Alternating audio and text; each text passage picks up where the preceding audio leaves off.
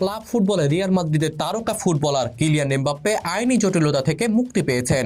সুইডেনে ছুটি কাটানোর সময় তার বিরুদ্ধে ধর্ষণের অভিযোগ উঠলেও পর্যাপ্ত প্রমাণের অভাবে তদন্ত বন্ধ ঘোষণা করেছে সুইডিশ পুলিশ। ঘটনার সূত্রপাত গত অক্টোবর মাসে নেশনস লিগের ম্যাচ না খেলে সুইডেনের একটি হোটেলে উঠেছিলেন এমবাপ্পে।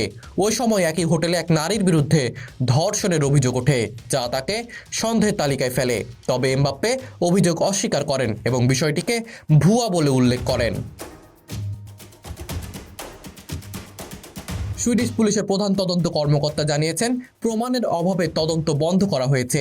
এমবাপ্পে বলেছেন, এই নিয়ে কোনো ধরনের যোগাযোগও করা হয়নি তার সঙ্গে।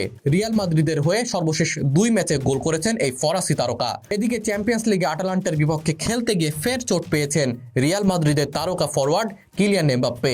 গত বৃহস্পতিবার রিয়াল মাদ্রিদের মেডিকেল বিভাগ ফরাসি স্ট্রাইকারের চোটের খবর নিশ্চিত করেন। তবে তিনি ফের কবে মাঠে ফিরতে পারবেন তার কোনো নির্দিষ্ট সময় জানানো হয়নি। রিয়ালের পক্ষ থেকে এক বিবৃতিতে বলা হয়, মেডিকেল পরীক্ষার পর জানা গেছে কিলিয়ান এমবাপ্পের বাঁ পায়ের উরুতে চোট লেগেছে। তার শারীরিক অবস্থার ওপর নজর রাখা হচ্ছে। গত মঙ্গলবার আটালান্টার বিপক্ষে 3-2 গোলের জয়ের ম্যাচে 10 মিনিটে গোল করেন এমবাপ্পে, কিন্তু ম্যাচের 36 মিনিটে তিনি উরুর পেশিতে ব্যথা অনুভব করেন এবং তাকে মাঠ থেকে তুলে নেওয়া হয়। এমবাপ্পের পরিবর্তে মাঠে নামানো হয় রড্রিগোকে।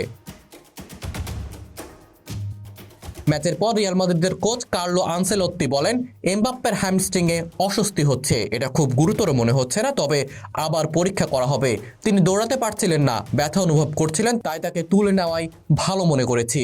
গত মঙ্গলবারের ম্যাচে এমবাপ্পে শুরু থেকে নিজের জাত চেনাচ্ছিলেন। রিয়াল মাদ্রিদের যোগ দেওয়ার পর এটি তার অন্যতম সেরা পারফরমেন্স ছিল।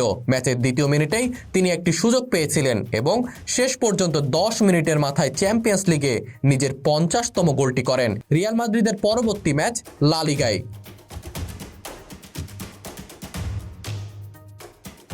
মনোরঞ্জন রিফাত, বিডি আর্কাইভ।